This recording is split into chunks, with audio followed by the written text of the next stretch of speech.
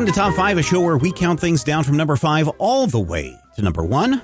And this week, I was scrolling through the Major Spoilers Discord, which, dear listener, you can join absolutely for free, no cost to you. And there's all sorts of cool gifts waiting upon your arrival, all sorts of channels that you can talk about. And one of them, of course, is the Top 5 podcast channel. And I was scrolling through this week, and one of the suggestions was things that we were not as good as you hoped they would be or hoped it would be. So this week's show, suggested by someone in our Discord, which could be you, dear listener. Link in the show notes for you to go join us. Top 5 not as good as you hoped it would be. Matthew, what are you going to start out with this week for your number 5? My number 5 is actually one that is really puzzling to me because all of my life I have thought, hey, how great would it be to do this? And so now in adulthood, I have finally sat down. I have put effort and stuff into my number 5, losing weight. Now, here's the thing they don't tell you about losing weight. First of all, it sucks. You're like exercising or you're doing terrible things. And, you know, if you take medications, they gave me medications and they're just horrible. But the thing that is most frustrating and the thing that I think probably causes a lot of the recidivism that you see in people who, you know, womble up and down in their weight, I started hella fat, right? And I lost, in the space of about 4 months, I lost 75 pounds. So this is the thing. I was still hella fat. And I went from wearing a size of clothing tight to wearing that same size of clothing loose. So really nothing changed in terms of, you know, it wasn't a go and, hey, now we have a whole new wardrobe. Hey, you feel like a whole new person.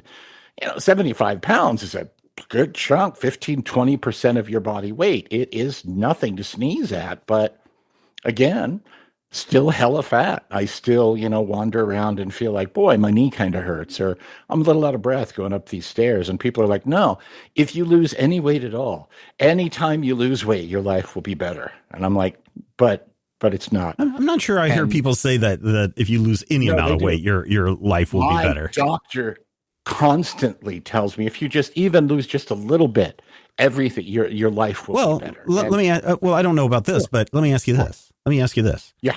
When the clothes that were tight suddenly were loose, did you feel good about that? No, because then they started falling off. Well, see, I don't know, a plus right there. Now you can go and buy a belt. If your pants fall off, then people, you know, laugh and send pictures into Bob Saget. No, they don't do that anymore. Bob Saget's dead. So, you know, but hey, look at this. You said you're going to buy new wardrobe. You're going to buy a new belt. Look at the positives, little positives. I'll tell you, when I lost a significant amount of weight, I didn't realize it until I went to a place and I sat down in a movie theater. And this was old movie theater seating, not today's movie theater seating. And I was like, wow, this seat is roomy. And I'm talking about like 1950s theater seating. And I felt like it was not pushing up against me so much. And I didn't feel like I had lost weight. But after the movie, I was out in the lobby talking to the person. I was like, wow, you guys upgraded your seating. And they're like, no, we didn't. And then I was like, well, crap, I guess I lost some weight then. So you got to look at those little wins. There aren't positives to it. I'm saying it was not as good as I hoped it would be. Okay. You know, I kind of was like, oh, you know what would be cool is if I lost a bunch of weight and then like Ashley Graham would descend from the sky. Yeah, you got too high expectations for that. And she would be like, here is your kiss, my king, as a reward for losing all of the weight. Oh. And then we would go and have banana splits and watch horror movies because that's what you do. We might actually go skating. It's hard to say. But I'm just saying. Yeah, you may have set your expectation bar a little bit too high on that one. But well, you didn't say I had to have realistic expectations. I mean, you always have to have real expectations when you're setting goals. As expectation. I mean, not as good as I hoped it was be. I can hope a lot of things, you know. All right. My number 5, I enjoy reading a lot. I enjoy reading a lot of different books. And from a lot of peers and from a lot of people that I know and interact with, everyone was saying, you really need to read these books by Brandon Sanderson, especially when he took over for Wheel of Time, blah, blah, blah, blah, blah. And I was like, okay. And people were getting me hyped about reading some Brandon Sanderson books. And I picked up one of his books and I opened it and I didn't even make it past the first chapter because I was like, I don't care for this writing. I don't care for this style. I don't care for the words that this person uses. Not to say that this person isn't a good writer because he's very prolific. In fact, during lockdown, what did he write? Like 622 books during lockdown. It was like 14 or something like that, 12 or something like that. So it's not saying that he's not a prolific writer or that he's not a good writer. He's just not a writer that I enjoy reading. And the hype was built up to where when I got to it, I had a hard time figuring out why people really enjoy his writing. And so I've not gone back and probably never will. But my number 5, Brandon Sanderson's books. Not as good as I hoped they would be. Is he the one who was like, here are the laws of magic in the cartoon universe or something? Because I remember hearing Sanderson's laws of magic, but I don't know what they are. I don't know. They may be because he writes a lot of high fantasy type stuff. And he also, he took over the Wheel of Time when that author passed away. Yeah. And he has his own like universe, like Aubergine or whatever. Something like that. Yeah. He does have, I see this here, Sanderson's Laws of Magic.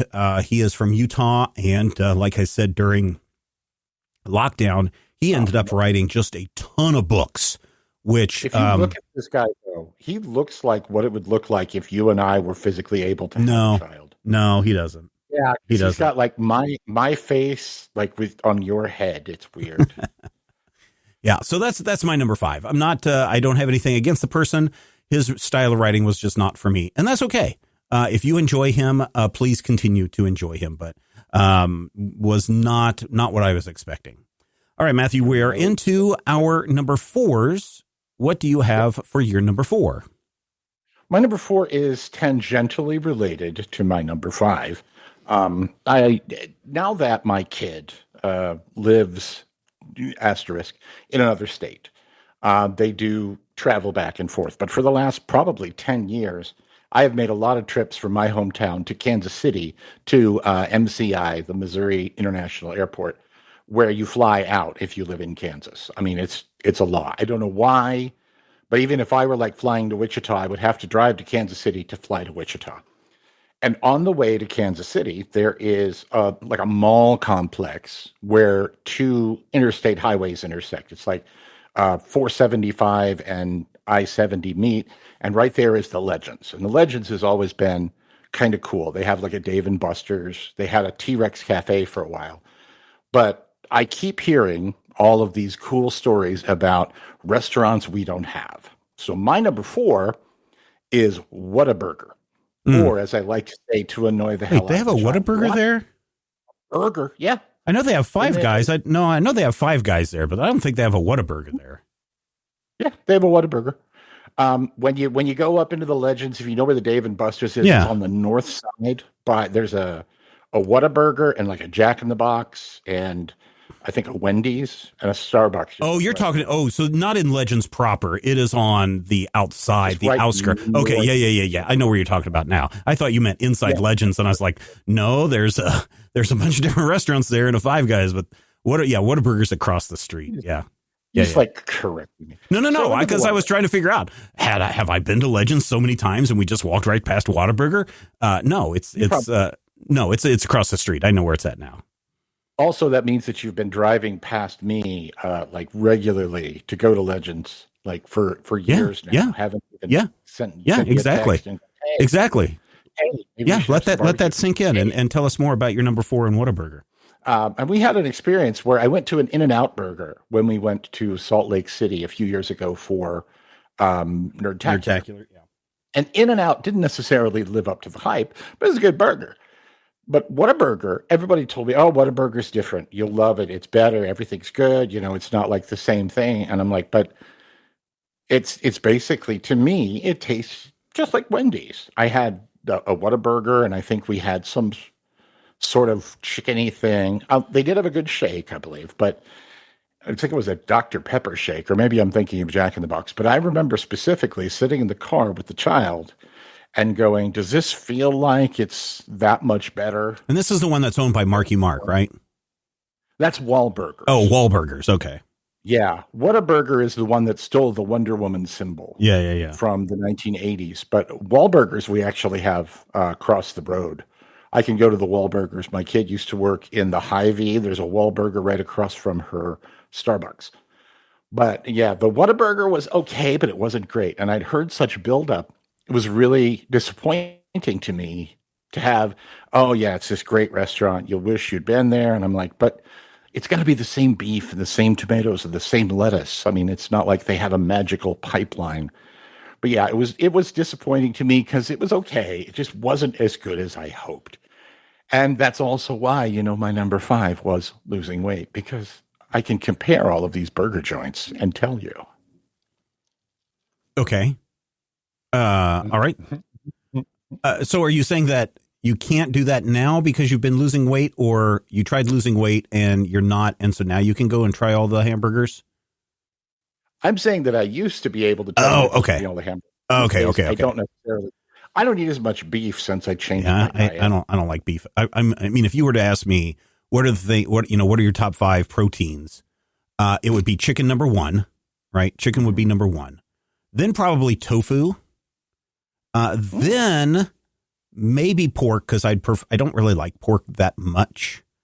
I'll take the what's his name from Pulp Fiction's attitude towards pork.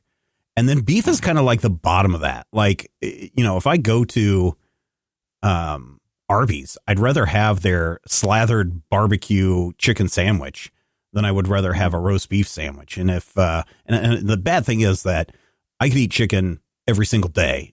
Unfortunately, everyone else in my family can't eat chicken every single day because I get tired of it. So beef does end up being a fairly regular part, but I agree with you. Beef is not a big protein source for me. So there you go. I think that once you stop eating as much beef, sometimes you're like, you don't have the tolerance for it. Could be. Yeah. It's like, yeah. Yeah. I mean, I haven't had alcohol in a long time. I went vegetarian for a couple of years, and that was literally life changing. And I just have not really gone back to beef gone back to it like I used to. Since then. So yeah, I get what you're coming from there. I've never eaten at a Whataburger or a Wahlburger or things like that. I've eaten at Five Guys. Yeah. But I can see where you're coming from on that. I've actually got a food item on my list, but it's coming up in a little bit. Right now, my number 4, Spider-Man Far From Home, or as I like to call it, Spider-Man European Vacation.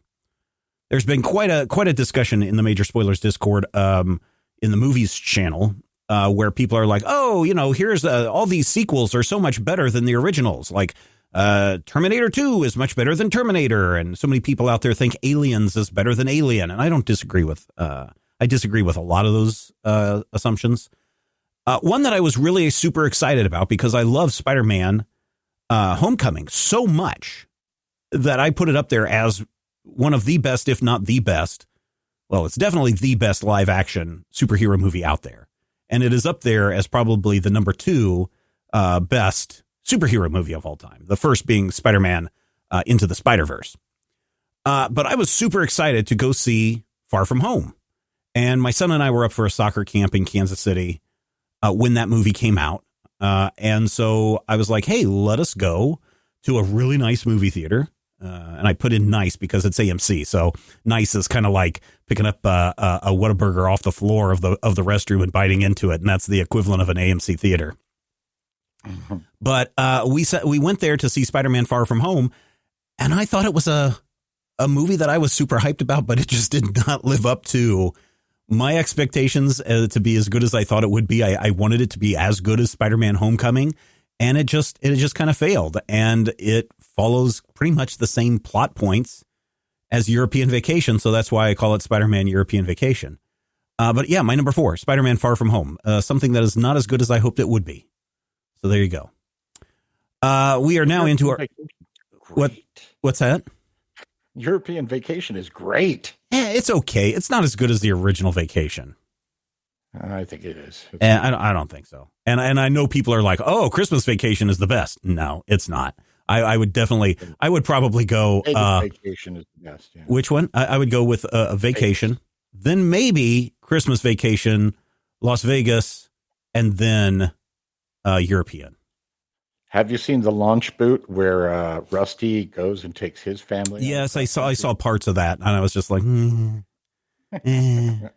Again, that was one that I didn't even have expectations for. So there's no way that it could be good as I hoped it would be. It could only be better than I hoped it would be. So there you go. Matthew, we are now into our number threes, and what do you have for your number three? Number three. When I was a young man, you can sing the Warthog song if you want. When I was younger, I used to be the only comic nerd in the city of Beloit, Kansas. That did change, thankfully. There were other people, and there were people who were not interested in letting people know that they were comic nerds.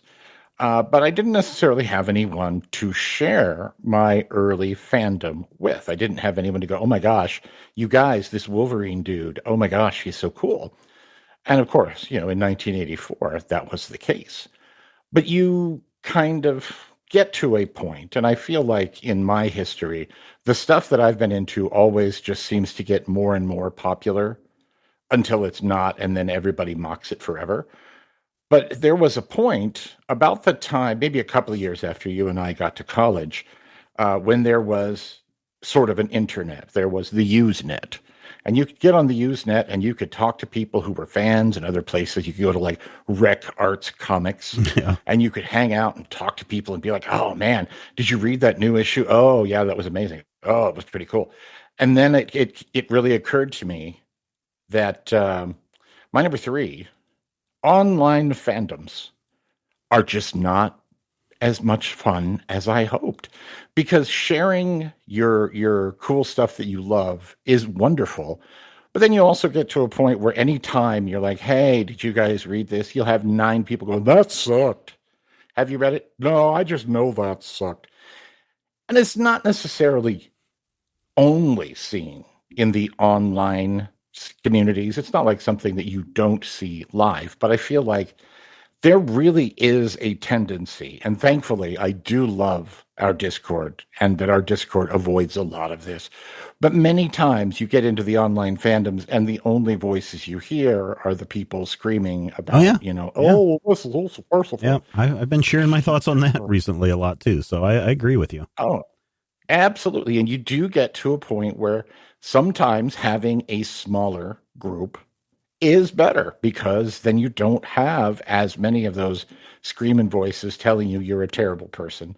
Somebody was like, what's the best Quentin Tarantino movie? I'm like, I don't know what's the best, but my favorite is probably the Kurt Russell half of Grindhouse.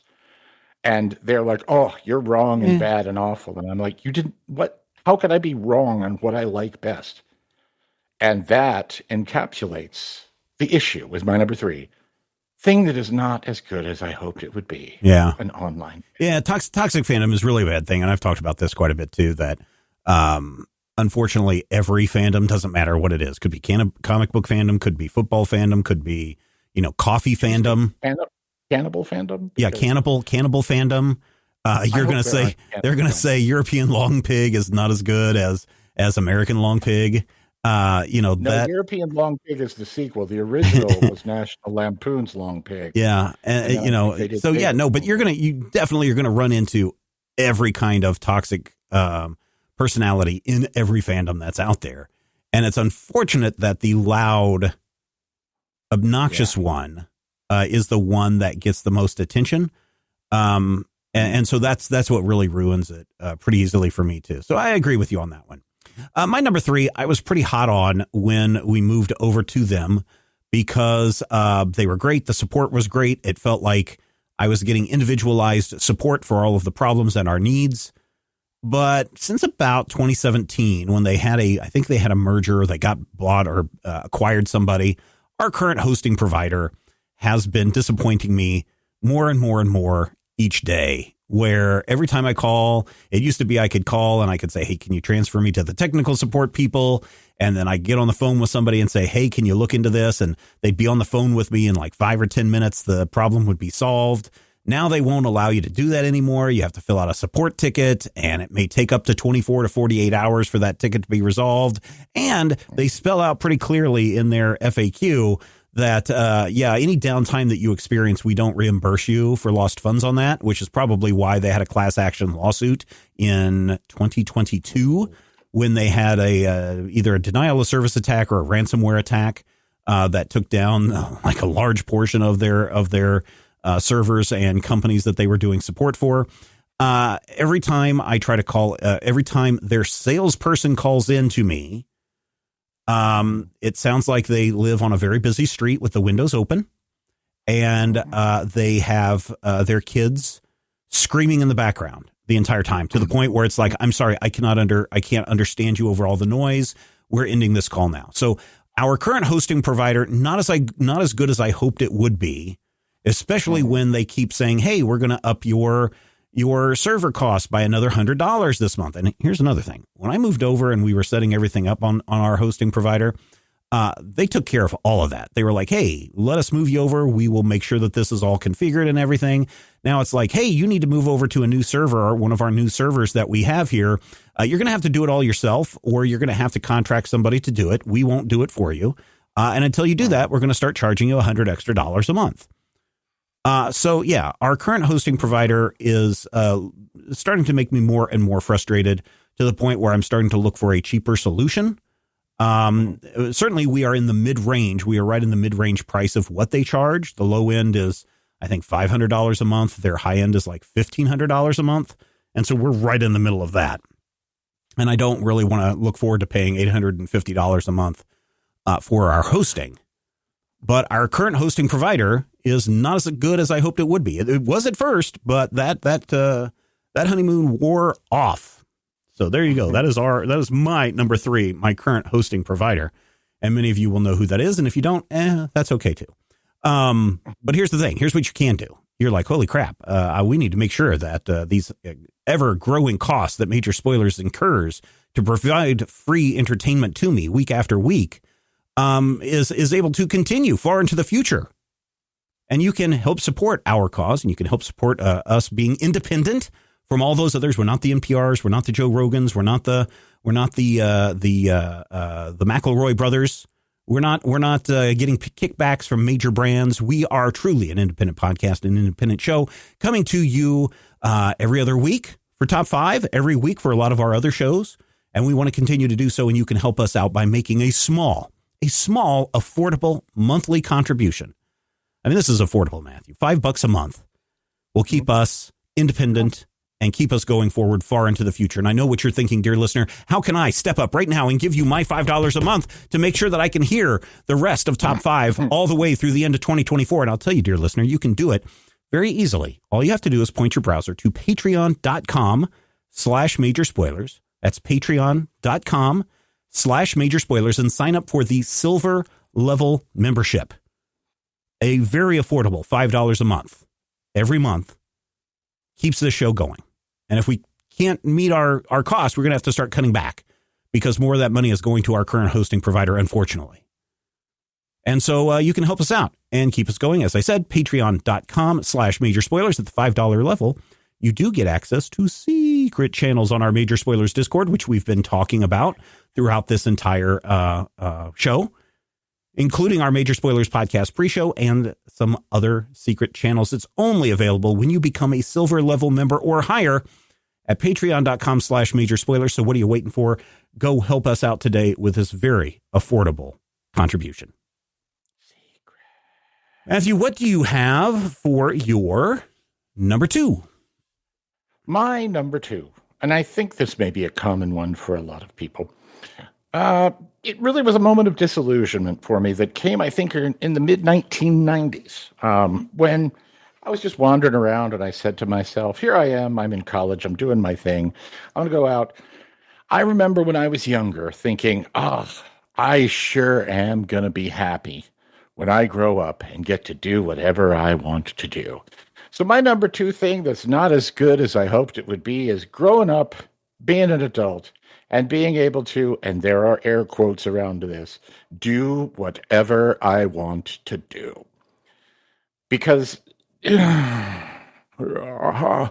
are days, I swear, I would rather have, no, wait, that's a different song. There are days, though, when you get up, you're an adult. My job involves getting up, putting on shoes, getting in the car, going to a building, being locked in the basement with some nice ladies, and they are nice ladies, don't get me wrong, and then getting yelled at for 8 hours by old people who don't understand. And many of them are, I don't want to be cruel, but these people dumb. And they yell at me. But if I don't go do that, I don't have any money. And then I can't feed the child and buy their medical supplies. And then my wife will hit me with a hammer. And it all spins. And you say anything you want to do. So this afternoon, I wanted to go and get myself a nice cup of coffee. But I said, I don't have any money in my checking account. I know what I'll do. I'm going to use the app and I'm going to use my thing and I'm going to take it out and it'll come through and everything will be fine and it'll come out of my PayPal. Well, I went there and their website was down and they're like, oh, you need to update the thing. And I'm like, well, I don't want to update the thing. So then I had to give them money, but I didn't actually have any money. So I had to actually use the account that I didn't have any money in. And what it all boiled down to was that no matter how good my coffee was, it was frustrating to have to deal with all this adult crap. And as lovely as it is to be 53 and not have to worry about things like, oh, what am I going to do with my life? I've pretty much done it.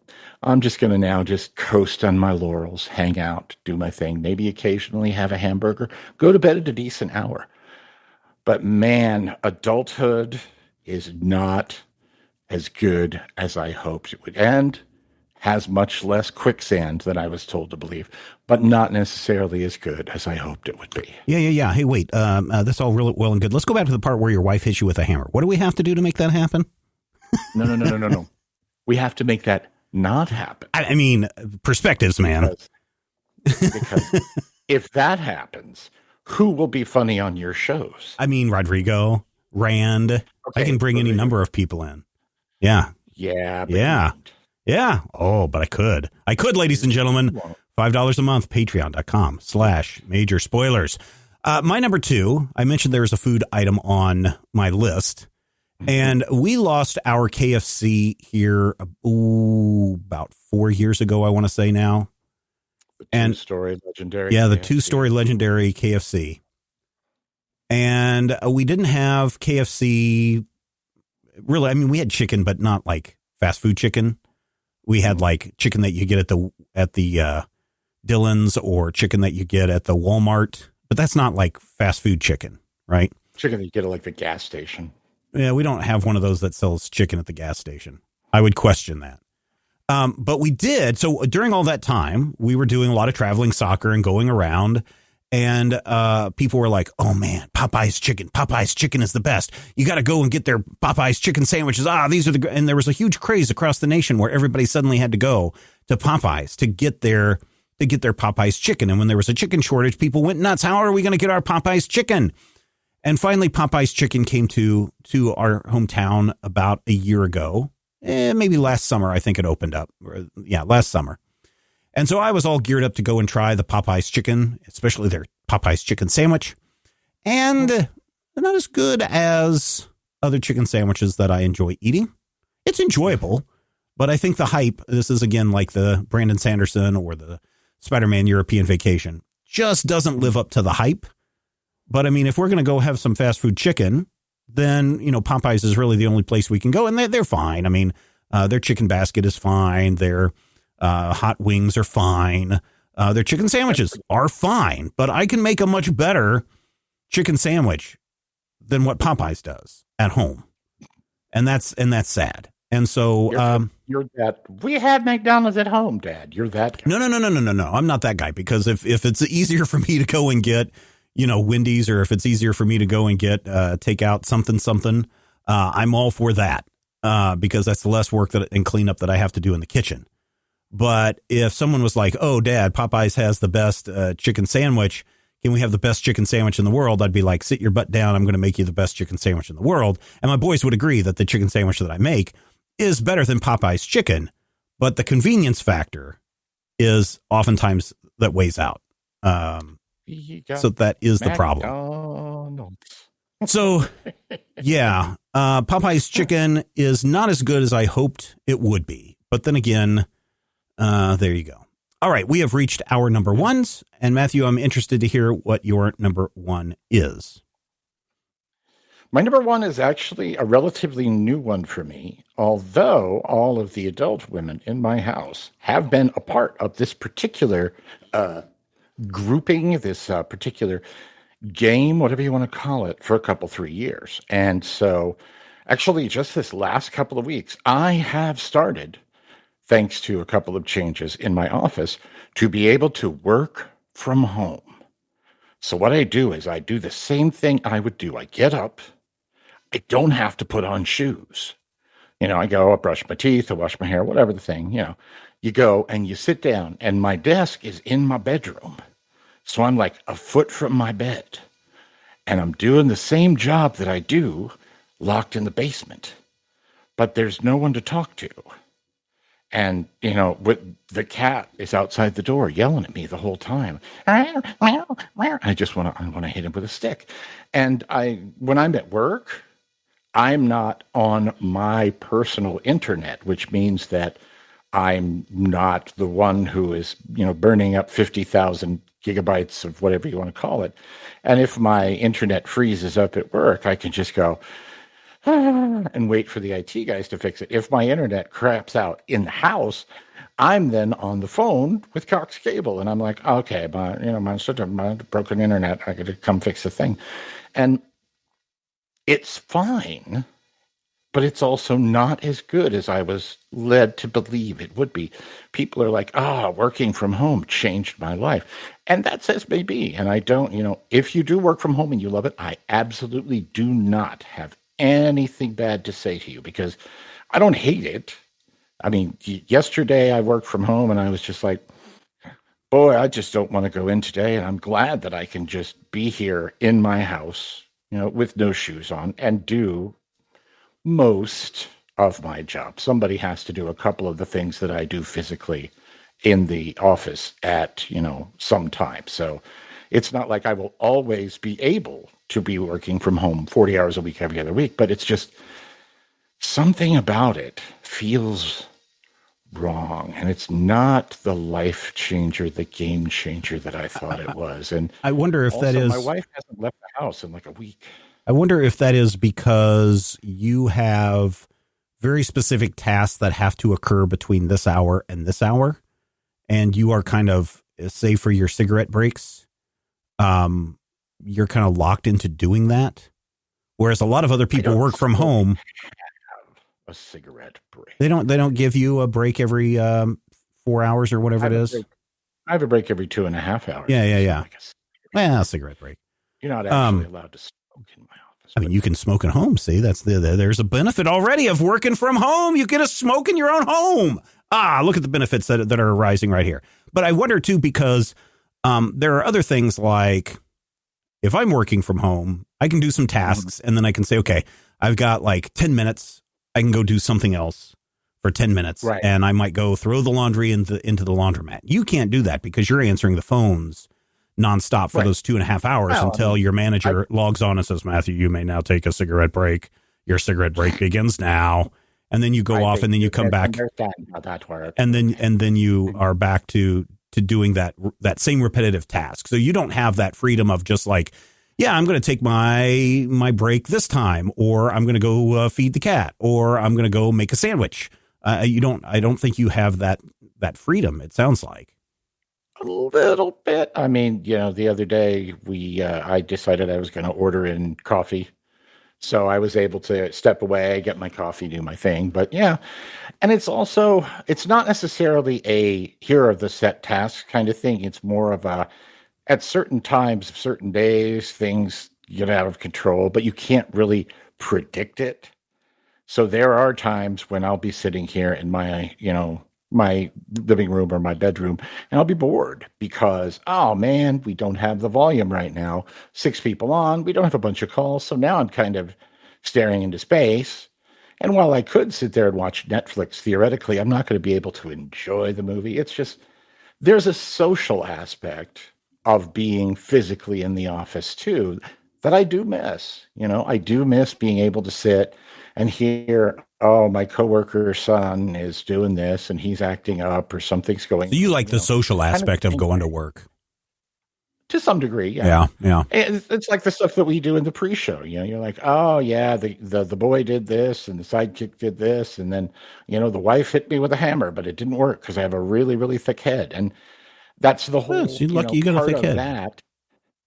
Yeah, part of that is missing, but also I was led to believe that work from home is like not as much like work, and that's not true at all. No, it's still work, So but I yeah, think for me, the joy yeah, of working from home is no middle manager constantly breathing down your neck. And I think for a lot of people, it's that middle management suck up turd head that has no right, business being employed by the organization, whose only job is to breathe down your neck and make your life miserable. right, I think that, and then of course the whole, 2 hours stuck in traffic, or the, the right. horrible train commute, or whatever it is, removing that horrible middle manager, removing the long commute times, that alone makes for a lot of people, especially when they can get True. their tasks done, where they're not like punching a clock kind of thing. That's what makes work from home really bearable. But I don't think that you have that.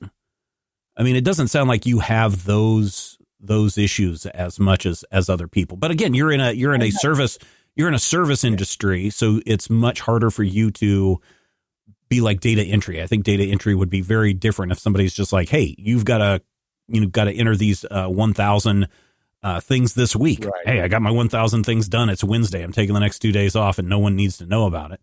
That is that plus. But if you got a middle manager breathing down your neck, suddenly you're like, oh, I'm just going to do my 200 a day, and then at the end of the week, I've done my 1,000, and then I'm out of here. So yeah. Well, I'm not But I saying get that I where you're don't coming. I get where I, you're coming from. I get where you're coming from, and in I the can see office how or it's out not of the the greatest. office, I am maybe editing images for 10 things every day. Yeah. But See, there you go. that's just a whole thing. But Yeah. but that's Yeah. All right. So one point in the 80s, we had a trilogy of movies that were fantastic. And you thought after the third movie that, yeah, that was a pretty good ending. I guess we're never going to see that movie franchise ever again until the early 2000s, when they were like, remember your favorite franchise of all time? We're bringing it back. And Snake Eater? I was very much excited about seeing this franchise be resurrected. And then I bought all the Legos. I was checking out all of the stories about it, and then I went and saw it, and it was not as good as I hoped it would be. I am, of course, talking about Indiana Jones and the Kingdom of the Crystal Skull. It was, I see where they're coming from. Star Wars had its big resurrection moments. George Lucas and Steven Spielberg were working together again. It was all great. But I think that, especially in George Lucas's case, I really like George Lucas, so I don't really have a thing against George Lucas. But if I were to give him a minor critique, I would say that I think he smelled too much of the virtual reality and what it could be, and he tried to force it a little bit too soon. So unfortunately, when you watch a lot of Kingdom of the Crystal Skull, you're looking at a lot of stuff where the technology doesn't meet the visuals, and they rely too much on digital to make the movie happen. And I think that when you compare that to the original 3 Raiders of the Lost Ark movies, because it's more practical effects, because the digital effects are minimum at best, if there are any at all, that it brings a lot more realness to the image. But Kingdom of the Crystal Skull relied heavily on digital effects, and they didn't look good then. They certainly don't look good now. And the sets looked very small and self-contained, whereas, you're driving through the desert and you've got the whole desert to look at. That says something. Say what you will about Shia LaBeouf. I don't think that the character of Mutt Williams added anything to Raiders of the Lost Ark.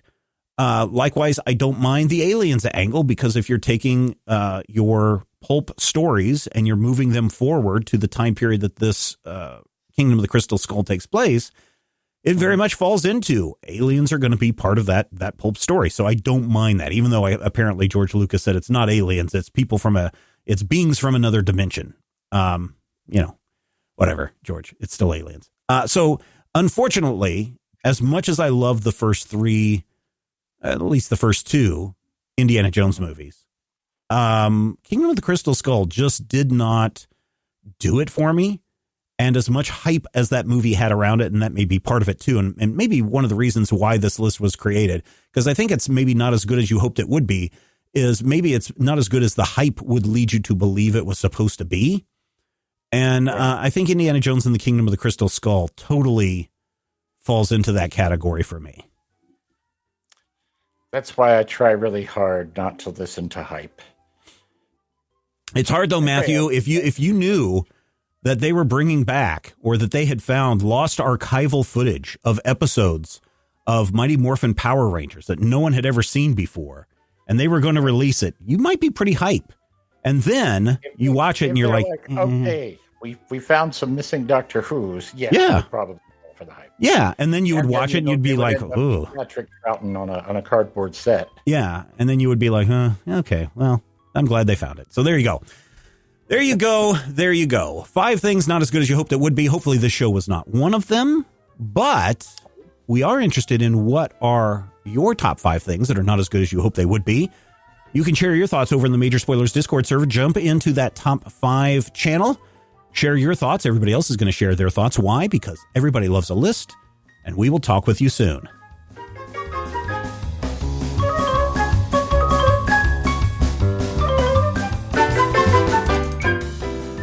This podcast is copyright 2024 by Major Spoilers Entertainment, LLC.